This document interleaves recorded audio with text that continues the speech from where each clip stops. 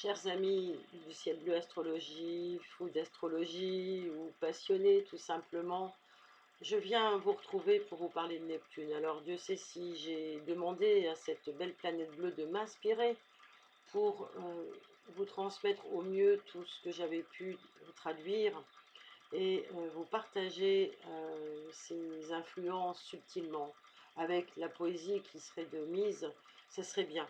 J'aimerais pouvoir vous relater les choses avec beaucoup de poésie, ça serait en respect de des vertus de cette belle planète. Donc cette belle planète transsaturnienne, elle occupe actuellement ces derniers instants dans le signe des poissons qu'elle gouverne, le 12e signe des zodiaques, le 3e signe mutable. Et cette belle planète bleue, elle fait toujours sa révolution orbitale, c'est-à-dire le tour du zodiaque en 164 ans. C'est une planète lente, très lente. Elle prend aussi tout son temps pour traverser un signe, si bien que pour nous autres, nous constatons son influence toujours avec un grand recul de temps, c'est-à-dire que on va l'analyser, mais on va avoir du mal à percevoir son côté direct, puisque c'est une planète qui a une influence subtile, graduelle et souvent aussi pernicieuse. C'est pour cela qu'elle est réputée gouverner aussi le domaine du psychisme. Elle concerne depuis toujours les grands mystiques que ce monde a pu offrir, comme également les plus grands fourbes et escrocs qui peuvent passer parfois par le spectre du mensonge, du vol, de la trahison. Elle traite également de toutes les personnes qui sont reliées ou concernées par les sphères d'influence ou eux-mêmes sous influence, que ce soit de produits, de substances, de pouvoir. Ce sont aussi les personnes qui appartiennent à des réseaux, des organisations qui peuvent se rapporter à des situations mystérieuses, des affaires secrètes ou encore des quêtes intérieures intimes. Tout ce qui concerne les choses du non visible. Eh bien, Neptune vient nous rappeler à travers cela que, au-delà de nos mondes tangibles, subsistent des univers parallèles peuplés d'entités et d'existences différentes de la nôtre. C'est peut-être par son aspect double, de prime abord, que la planète donne la capacité aux individus de s'élever à des hauteurs sublimes, ou inversement de sombrer dans les profondeurs abyssales du désespoir dans le pire des cas. Le vice de cette belle planète bleue serait de banaliser cela dans le commun de l'ordinaire et de le rendre à nos yeux insipide, pour mieux nous faire trébucher peut-être vers la tentation d'un ailleurs ou encore d'un espace, somme toute, inoffensif en apparence, d'un espace onirique qui nous extirperait quand même du monde réel. Mais pour tous les enseignés du monde, ou pour celui qui serait revenu à la surface après avoir traversé tous les fonds sous-marins intérieurs, l'initiation s'est faite et elle relève toute autre chose, bien plus qu'utile et pertinent pour aujourd'hui appréhender ce monde de fous, en apparence insensé, dirigé vers le chaos qui nous entoure. Et c'est ce que je vous propose de découvrir, de percevoir dans ce podcast.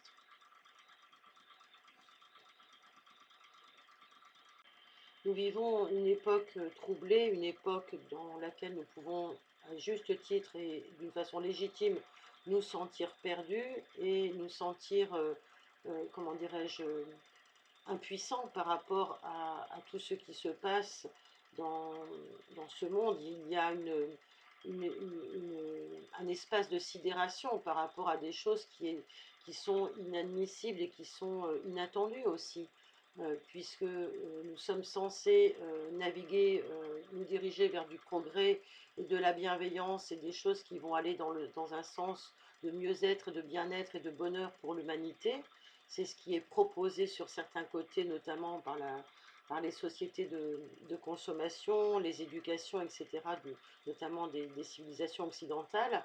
Et puis, à côté de cela, nous avons à subir, à voir que des volontés, des manœuvres on va dire, géopolitiques sont en action pour continuer d'effondrer les systèmes et des systèmes étatiques, pour continuer de mettre en avant la violence, la prise, la prise de pouvoir sur les peuples, etc.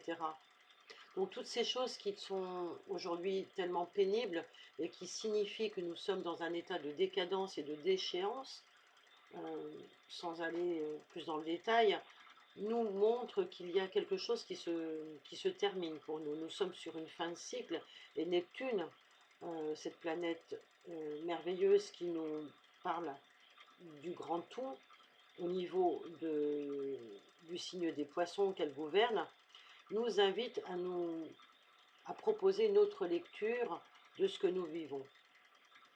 Nous savons de prime abord que dans un, dans un, dans un ton d'une certaine astrologie, Neptune est l'octave supérieure de Vénus. Ça, c'est entendu. Et Vénus, c'est la planète maîtresse de l'amour qui représente l'énergie donc de reliance et de capacité d'harmonisation. Mais au-delà de ça, si Neptune est son octave supérieure, c'est qu'il y a bien des raisons et bien des égards que j'aimerais vous transposer, tout au moins démontrer dans une forme de réflexion comment nous pouvons nous relier à son énergie pour traverser ces océans d'inconfort qui nous sont proposés actuellement. Donc la planète Neptune, elle va nous apporter l'hypersensibilité. On est plus ou moins réceptif aux énergies ambiantes, mais de toute façon, on va tous être amenés à rechercher la communion pour retrouver peut-être cet état originel dont nous avons une souvenance, qu'elle soit consciente ou inconsciente. C'est un état originel que nous recherchons tous. Mais comme quand nous n'en avons pas conscience, nous sommes plutôt dans des schémas ou des comportements, on va dire, des comportements de fuite, des comportements de déni, des comportements de recherche d'un ailleurs, qui vont nous amener à nous extirper du monde actuel qui est insupportable ou devenu trop douloureux pour nous, et nous permettre de patienter face à ces souffrances qui peuvent être parfois trop réactivées. Et donc Neptune va nous aider à fuir, à aller vers la recherche d'un ailleurs, d'un monde meilleur, d'un monde des rêves. Et c'est pour cela qu'elle est toujours reliée à des sphères de personnes qui sont sous influence ou influencées, que ce soit par des médicaments ou encore par ceux qui les fabriquent, ou encore par des drogues, ou encore par ceux qui fabriquent ces drogues, etc., etc. Neptune va nous permettre de contacter les deux mondes. Son glyphe, c'est le signe des poissons. Il y en a un qui regarde la tête vers le haut et l'autre la tête vers le bas. Et donc c'est important de se souvenir de ces deux directions opposées, pour autant complémentaires, pour autant nécessaires l'une à l'autre.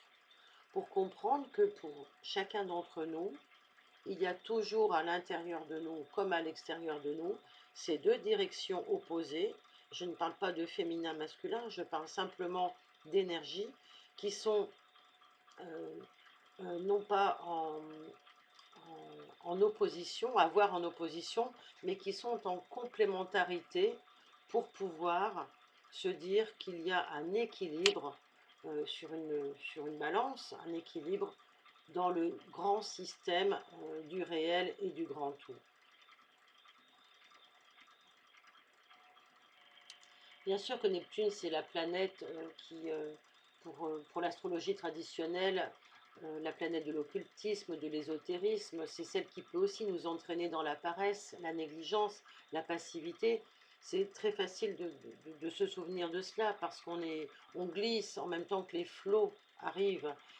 Ça peut être une période pendant laquelle nous allons de plus en plus nous laisser tenter par l'indifférence pour la vie et aussi par le fait de baisser les bras face au manque de responsabilité morale ambiant qui viendrait suite à un constat d'impuissance non contenu et non compris surtout. C'est pourquoi cette course de Neptune qui se termine dans son signe est importante, parce qu'elle va nous permettre de nous poser les bonnes questions et de comprendre que si Neptune doit nimber de gloire le signe des poissons, c'est qu'il y a bien une raison. En effet, dans la dimension archétype et symbolique, qui est expliquée entre autres par Charles Vouga dans ses ouvrages, qui nous explique que dans ce signe, et de façon reliée à la planète, il y a un instinct humain religieux qui permet donc de se relier, religieux au sens de se relier, religarer, qui nous donne dans tout être humain un point de ralliement de chacun d'entre nous au grand tout, et au grand tout qui est concerné par tous les plans. Dans ce tout qui est vrai et qui est donc un symbole que l'on tente de recouvrer, de réunir à l'intérieur de soi, on tente de réunir le monde et notre univers tout entier. Donc on peut donc se dire qu'à l'endroit où nous avons du poisson, à l'endroit où nous avons Neptune dans notre thème natal, ou à l'endroit où nous percevons Neptune comme une planète capable de nous relier à l'invisible, cette force intrinsèque nous permet de redonner un sens sacré à ce mouvement initiatique auquel elle nous invite. En effet, tout d'abord, elle représente dans sa grande symbolique la mer M-E-R-E et la mer M-E-R. Et sur un plan collectif, elle est, en fonction des époques et des cultures, symbolisée par différentes figures mythologiques. On peut parler de la terre-mère, de l'océan, de la Vierge Marie, mais on pourra chacun traduire sa propre image intérieure de ce qu'est la mer. En tous les cas, nous devrons nous reporter à tous les supports féconds qui vont nous servir à nous nourrir pour nous rappeler cette relation d'osmose, cette relation à la sensation de ne faire qu'un avec, d'être enfin dans l'unicité, dans la fusion. Et il est dit que nous avons tous cette capacité à nous souvenir de cette fusion originelle d'où nous venons, qui aurait été dans le grand océan cosmique de l'univers et qui aurait été reproduit dans le ventre de notre mère avant notre naissance. Cette sensation donc que nous avons traversée dans le ventre de notre mère a pu être, pour certains d'entre nous, prolongée, ou tout au moins tentée d'être prolongée dans notre relation avec elle, lorsque nous étions un petit bébé, un petit enfant qui recherchait naturellement le besoin de sécurité.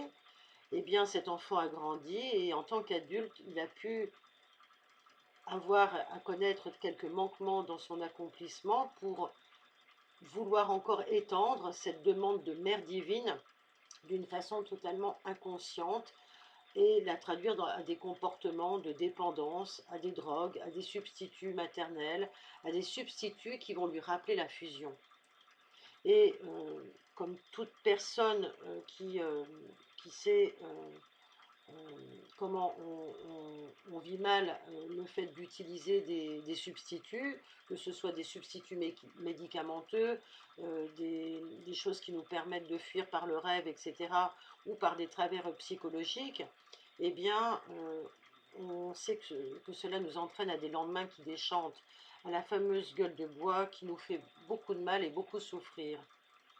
Aussi, lorsque on reste dans cette fusion qui est artificielle ou qui n'est pas celle que nous avons refabriquée, que nous avons retravaillée, remodelée, eh bien c'est une fusion qui nous emmène à la confusion. Et ce qui arrive pour chacun d'entre nous arrive également pour l'humanité tout entière, puisque tout ce que nous produisons, tout ce que nous ressentons, vient nourrir l'espace collectif, l'espace de l'inconscient collectif, dans la somme des conscients individuels ou des psychés individuelles.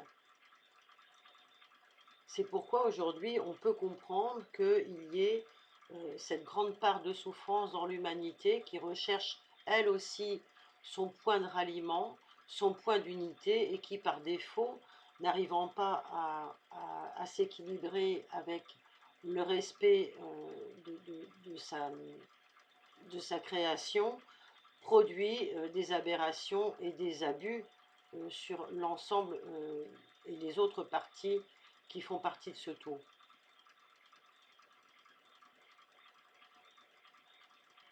Ainsi, très souvent, on s'aperçoit d'ailleurs, lorsque l'on est sous emprise de Neptune, sous une emprise, que ce soit individuellement ou collectivement, qu'on va avoir tendance à être appelé à ne pas montrer notre différence, à ne pas grandir, à rester dans une sorte de matrice qui va nous contenir dans une sorte de pseudo-fusion.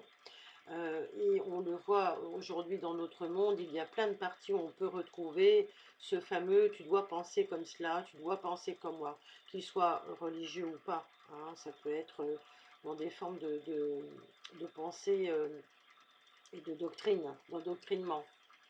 Donc, nous avons donc cette force qui a été amenée là insidieusement avec ce Neptune, le passage de Neptune dans les poissons. Et aujourd'hui, vous pouvez faire le bilan par rapport à ce que nous vivons et ce vers quoi nous sommes amenés à penser ou comment nous sommes éconduits aujourd'hui par rapport à nos croyances d'avant ou nos désirs d'avant. Nous sommes aujourd'hui dans une forme de déception et de descente dans, qui peut poser beaucoup d'incertitudes et beaucoup de doutes par rapport à ce que nous avions cru valable. Et cela peut entraîner beaucoup de culpabilité par rapport à des obligations sociales qui ne sont pas celles que nous avions souhaitées et qui montreraient que Neptune a une force souterraine pour nous faire sombrer dans une énergie qui nous dilue, qui nous empêche de manifester ce en quoi nous croyons, en quoi nous espérons.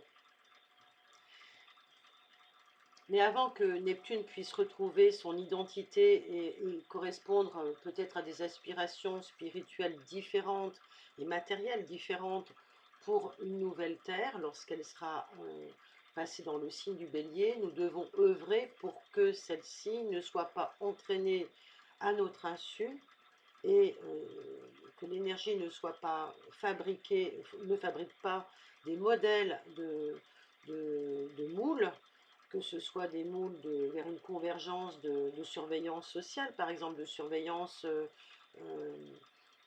ou d'intégrisme, quel qu'il soit, ce qui est fort possible jusqu'à, en termes d'avènement, jusqu'au mois d'avril 2025. Neptune, dans la tradition, est une énergie qui peut nous conduire l'âme au plus haut degré de développement humain. Quand les personnes pensent à s'accomplir par l'initiation. Mais si cela n'est pas fait, c'est le contraire qui se produit. Donc elle nous est nécessaire, certes, pour nous ouvrir aux dimensions subtiles, à toutes les parties non visibles à l'œil nu, et pour en devenir conscients, aussi bien de ce qui se passe à l'intérieur de nous qu'à l'extérieur de nous. Mais, comme disait très bien le grand mystique Goethe, de tout pouvoir qui tient notre monde enchaîné, l'homme, maître de lui, peut se libérer. Et c'est en côtoyant Neptune qu'il peut se libérer. Donc, pour pouvoir transformer et accueillir cette grande souffrance de l'humanité qui guerroie, il faut pouvoir contacter la pleine ouverture du cœur et sentir en soi cette capacité à pouvoir guérir de nos propres blessures, nos propres blessures individuelles. Et sentir en soi donc le germe de cette appartenance universelle sur ce point commun, à ce niveau-là, à cet endroit. Pour ce faire, Neptune va devoir s'appuyer prendre des points d'appui, et il aura des alliés. Et dans la mythologie, Zeus a confié cette grande mission en fait à Athéna. C'est Athéna qui refuse la confusion, qui refuse que ce soit le bazar et l'informel, et qui se dit, mais attendez, on ne va pas sombrer sous les abus, on va mettre des limites à tout ça. On va mettre des frontières à ce qui doit en avoir, de façon à ce que chaque partie, de part et d'autre, soit respectée et que l'une ne s'imbibe pas dans l'autre, ne se confusionne pas avec l'autre. Donc Athéna, elle ne s'entend pas spécialement avec Poséidon, avec Neptune, parce qu'elle ne supporte pas l'incertitude. Elle préfère enseigner les choses qui vont être de l'ordre d'une forme de créativité. Elle va être dans l'aspect créatif de Neptune. Elle va lui proposer de maîtriser ses instincts et de maîtriser ses savoir-faire. Et elle veut lui montrer qu'il y a un contrôle à avoir sur la glaise, qu'on peut tirer un tissage du fil qu'on va tendre et qu'on peut ainsi avoir un contrôle sur ce que l'on décide. En fait, elle va dompter les chevaux de Neptune, ce qu'on retrouve dans les fameux bassins de Versailles. Elle dompte l'intelligence créative, elle en recherche la forme, elle recherche en fait une validation concrète qui va faire avancer l'humanité. Donc dans toutes nos guerres intérieures, nous retrouvons nos combats, ceux qui nous ont fait comprendre comment nous regarder et nous accepter avec notre ombre pour mieux vivre et donner la place à notre lumière. Athéna en transit va nous proposer de travailler cela, et cela bien sûr jusqu'à la fin de nos vies, pour pouvoir mettre en place ce que Neptune nous a donné de plus beau dans notre reliance et dans notre connexion au divin. Un Neptune qui serait faiblement soutenu par la Terre va donner des individus qui vont tout faire pour ne pas s'assumer. Hein, on le sait, on l'a dit tout à l'heure, ce sont des individus qui vont se faire prendre en charge ou qui vont venir peut-être grossir les rangs de certaines majorités silencieuses, acceptantes des desiderata ou des directions des puissants. Mais dans son aspect lumineux, elle nous donne toute une capacité à lutter pour obtenir quelque chose et pour protéger un territoire. Donc elle a une grande notion d'importance, d'utilité, de faire de l'utile. Et c'est ce que l'on retrouve à différents niveaux du mythe. Donc c'est vraiment un cadeau qui est fait par Athéna à Zeus ici. Athéna nous propose de poser dans cette conduite l'intuition du moment juste. Elle est là pour nous guider. Et dites-vous bien qu'aujourd'hui, dans ce qui se passe et dans tout ce qui est présenté, programmé, on parle beaucoup d'intelligence artificielle et quand on écoute, je vais couper pour vous retrouver le nom de cet amiral qui explique très bien comment, dans la stratégie de guerre, on peut travailler avec l'intelligence artificielle pour préparer bien longtemps en avance ce qui va être désarçonné sur un plan informatique. On comprend que Athéna est déjà à l'œuvre dans les outils qu'elle utilise sur le plan de la matière. Je vous mettrai le lien en dessous du podcast. Nous avons donc toutes les possibilités pour, dans notre combat intérieur, qui sera visible à l'extérieur, donner une grande part à notre négociation et à nous permettre de déstabiliser ce qui pourrait psychologiquement nous détruire, ou tout au moins de reprendre le dessus au bon moment. C'est percevoir comment intuitivement nous pouvons nous comporter pour bénéficier de notre intelligence intuitive, pour pouvoir se guider dans le brouillard très simplement, pour trouver une solution, pour faire face aux problèmes qui aujourd'hui se posent à nous dans cette fin de cycle. C'est pas un savoir figé, Athéna, c'est quelque chose qui va nous permettre de trouver une solution pratique. Et la conjonction de Saturne à Neptune sur la période du mois de mars 2025 va être des plus éloquentes, puisque si nous n'avons pas compris dès aujourd'hui ce qui était à mettre en œuvre et comment nous allions travailler à l'intérieur de nous à intégrer ces parts souffrantes, à voir pourquoi, si ça se produit à l'extérieur, c'est qu'il y a bien quelque chose qui entre en résonance à l'intérieur. Eh bien, si nous n'intégrons pas cela dans une forme d'initiation et d'évolution pour nous-mêmes, eh bien, nous allons avoir une conséquence qui va être désastreuse et qui ne sera pas la meilleure pour nous. Donc c'est une chose qui nous ramène donc à nous conduire pour mieux nous diriger, à savoir comment nous conduire pour mieux nous diriger et nous aider aussi à mieux défendre nos droits dans le sens de nos valeurs. Et c'est important parce que Neptune va nous reposer la question d'identité, et selon ce que l'on aura posé sur cette fin de cycle des poissons à la Narette, nous aurons la possibilité ou pas de nous redéfinir une nouvelle Terre à partir du moment où Neptune recommencera un cycle complet de 164 ans dans le signe avec le premier signe du zodiaque avec le bélier. Sachant que le bélier va lui apporter un souffle qui viendra d'en haut, mais en fonction de ce qui aura été dans la réception, dans la capacité réceptive et dans le moule qui sera refondu, en fonction de ce qui sera, on aura le résultat par la suite. Donc de cet instant de repos apparent, il est important que vous puissiez vous saisir de ce temps d'intériorisation pour retrouver ce qui est à ramener de vos abysses à la surface de vos eaux matricielles. Et pour sortir de cette matrice dont nous ne voulons plus actuellement, nous devons absolument nous aider des mêmes outils qui sont utilisés par tous les initiés, qu'ils soient dans des dessins tels que nous les connaissons par le grand NOM, ou par le dessin divin qui est celui de notre âme. Quand on travaille avec Neptune, on dit oui à la vie et on accepte ce sur quoi nous n'avons pas de prise. C'est vraiment ce poisson qu'on ne va pas pouvoir attraper, qui va nous filer entre les doigts et qui va nous ramener à la possibilité de ne pas consentir à ce qui est. Et ça, c'est important pour apprendre à s'aimer, d'apprendre à accepter ces parts de soi qui sont dans l'ombre et qui ne peuvent pas changer parce que on ne peut pas les changer. Et que nous ne pouvons que changer notre point de vue d'accueil qui va nous permettre de les regarder autrement et de les accueillir autrement.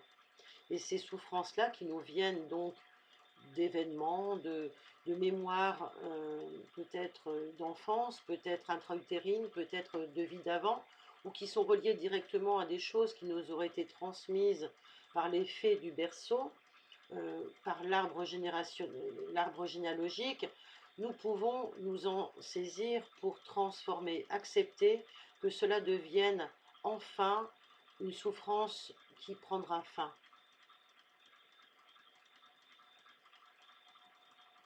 Pour sortir donc de l'indicible, nous devons accueillir non pas forcément les mots MOTS, mais les mots MAUX, qui nous permettent de recontacter cet émotionnel si cher à Neptune, qui lui est capable d'accepter l'impensable, l'inimaginable, et surtout de ne pas savoir. En toute humilité, c'est la grande déception de ce que nous aurions peut-être aimé avoir dans le monde parfait, et c'est accepter de se décevoir soi-même pour mieux se recevoir avec un grand soi même, et de mieux recevoir les autres.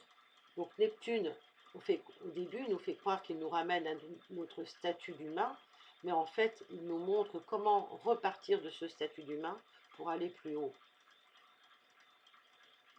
Et dans cet enfouissement, dans les abysses sous-marines de notre âme, nous avons ici un cadeau de la vie. Et ce n'est pas pour rien, je fais le lien avec tout ce qui est fabriqué par nos lois mortifères. Ce n'est pas pour rien si ces fameuses lois sont dernièrement passées concernant la fin de vie et concernant le début de la vie. C'est pas pour rien, c'est justement parce que c'est en lien avec la profondeur intrinsèque de Neptune qui nous dit comment faire en sorte de redevenir vivant, vivant en acceptant notre condition humaine et en nous libérant des chaînes qui nous sont données par notre incarnation. Mais j'ai oublié de vous dire que dans le mythe aussi, ce qui nous permet de nous libérer, et ce qui va permettre à Neptune de se libérer, c'est justement Saturne. C'est justement Saturne, Chronos, qui va lui prendre sa faux et couper les organes génitaux d'Uranos, pour les jeter à la mer. afin que Gaïa soit enfin libérée de toutes ces corvées d'enfantement. Et grâce à ce geste de couper avec la matrice, avec le fait de toujours être dans, dans la mer, eh bien, Saturne va proposer donc, aux prochains enfants de Gaïa donc de grandir et de pouvoir être libérés. Et justement, si Saturne va être présent avec Neptune au mois de mars, c'est qu'il y aura quelque chose dont nous devrons vraiment nous séparer, ou peut-être un événement un petit peu avant, un petit peu après, je pense plutôt avant qu'après, mais qui va nous permettre de prendre conscience, de grandir et vraiment de couper avec le monde d'avant. Je pense que ces temps seront très forts entre décembre et mars et que nous aurons des choses très très fortes à vivre sur le plan individuel, mais aussi sur le plan humanitaire. Voilà. Je suis curieuse, comme vous, de savoir où tout cela va nous porter. Et si d'autres ont pu avoir des intuitions, des messages ou d'autres connexions, eh bien qu'ils n'hésitent pas à en faire part en dessous de ce podcast. En tous les cas, je vous invite à laisser vos commentaires, s'ils sont respectueux, bien sûr, de tout ce travail et de toute la bienveillance qui est contenue ici. Et je vous souhaite bien sûr le meilleur dans cette reliance au plus profond de vos êtres. À très bientôt. Merci pour vos partages, pour vos likes et pour vos transmissions. À bientôt.